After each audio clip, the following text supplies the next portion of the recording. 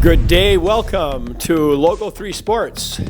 Today we're going to talk about when the Chicago Sky came to Indianapolis a few days ago Saturday for a noon game against the Indiana Fever. Caitlin Clark versus Angel Reese just played probably the biggest, most watched game in WNBA history. These two players are the biggest names in women's basketball. They have so much history and it's definitely personal between these two. The rivalry started in the 2023 NCAA Championship game when LSU defeated Iowa and Angel Reese mocked Caitlin en route to victory. A year later, Caitlin got her revenge and dropped 41 points on Reese's head in Elite 8 of March Madness. That brings us to 3 months ago, this past season, when Iowa and Caitlin Clark met up with LSU and Angel Reese in the semifinals in the Final Four.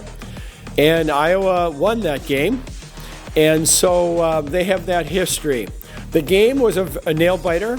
The Fever won in a close game, a nail-biter, as I say.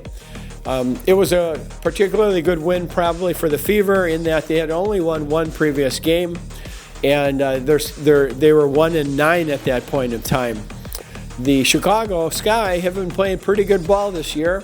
They beat New York Liberty in New York by a healthy margin, like 9 points, and both teams were rested going into that game. Angel Reese has been playing good ball. She's strong on the offensive board. She's scoring. She's doing quite well on the defensive end. So I think people are pleased in Chicago in particular of her play.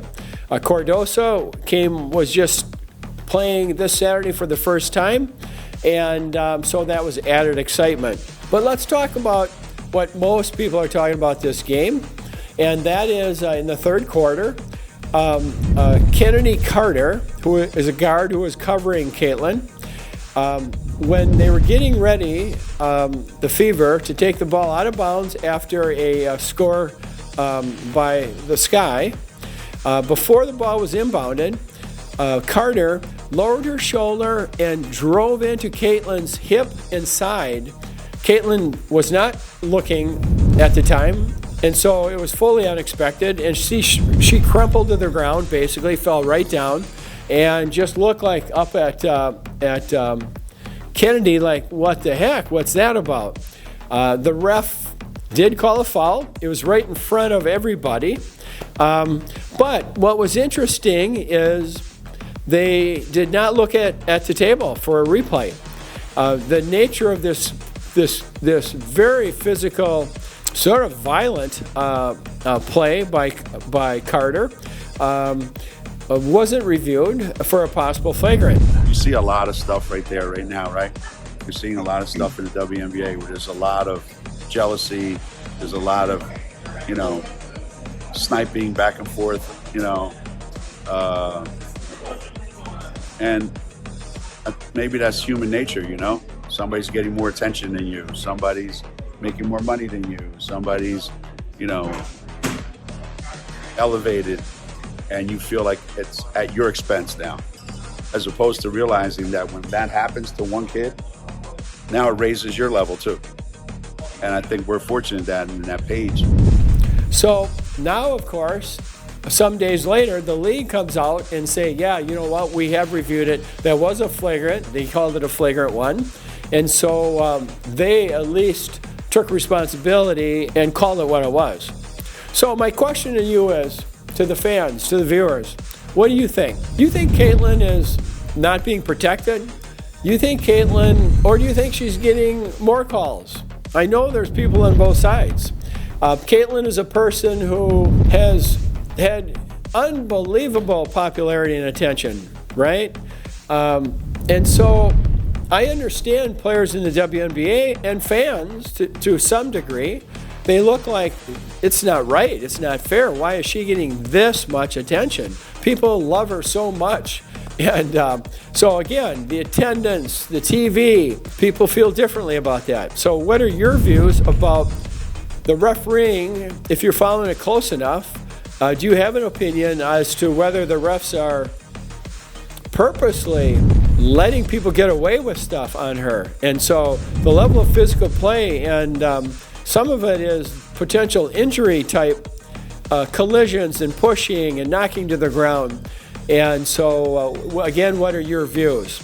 I'm going to characterize refs calling how they treat individual players using 3 categories.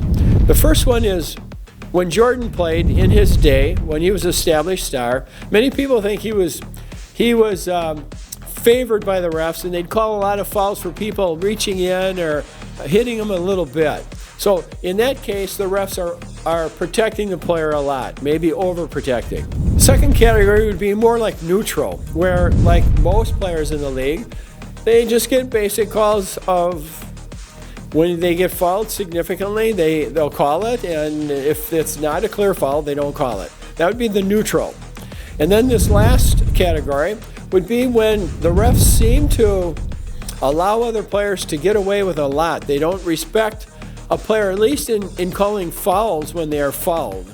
And so of these 3 categories, my opinion so far is that with Caitlin, it's somewhere between neutral and not protecting, not calling fouls. Now, since she's so hugely popular, you would think that the refs would at least be on the neutral side. Again, this is my say. I understand some of you feel very different, but that's why I'm bringing this up today and asking you how you feel about it. However, many people think that she's taken a lot of hits.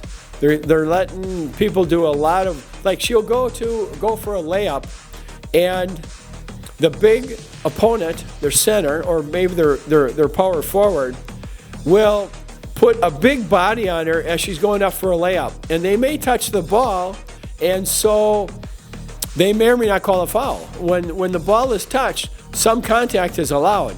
But the degree to which Caitlin is getting punished is dangerous for any player's health, in this case hers.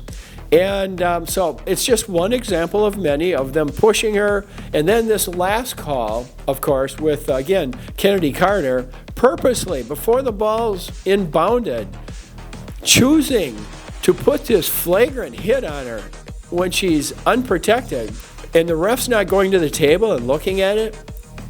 Now, it's only one call, but it was very much right in front of everybody. That suggests, that raises a question, are the refs in the WNBA, for some reason, choosing to let Caitlin take a lot of hits? Many high-profile college players into the WNBA. Yeah. And you just alluded to Caitlin. Do you think what she's experiencing exceeds what players previously have been put through from a hazing perspective? Yeah. Every rookie has to go through the growing pains of being a professional basketball player. Mm-hmm. And the more you get, the more attention you get. And today's world, attention is number one. And attention brings money. So is she facing the rookie challenge, the rookie hardships that are inherent with being a rookie? Yes. She's also being targeted. And I don't remember when Jordan came into the league, guys looking to go out and beat him up. I don't remember when Bird and Magic came into the league and elevated the NBA. I don't remember them getting targeted and getting beat up just because of who they were and the attention they were getting. The last thing is that on the internet, there's a lot of people talking about that. If Caitlin gets injured from one of these rough hits, the WNBA may suffer in a major way from people's opinion and their and how much they watch. So this is all interesting. Parts of it raises the excitement, sort of like people are wondering about it and watching for it and seeing what's going to happen, wondering if Caitlin can sort of survive and still have a play well, let's say, and continue, wondering if she's going to, show up strong or if she's going to start to back away. Thank you for watching. The WNBA is exciting. These players that we have in the WNBA, Brianna Stewart, AJ Wilson, Alyssa Thomas, the list goes on. They're competitive. They know how to play. They play very hard. In fact, with a Boston series coming up, watch the pace of how Boston goes up and down the court. And I would suggest to you that most of the teams in the W are pushing the ball and playing at a pace that is significantly faster than Boston is playing at. And so it's just one little pointer of that these women are going after it. They have their stars, they have their team play, and so they are fun to watch. And this is what Caitlin is bringing so that people are aware of the whole WNBA, of the type of play that's going on. Again, thank you very much. Great to have you join me today. We look forward to bringing you more fun, action, and insights in the women's game.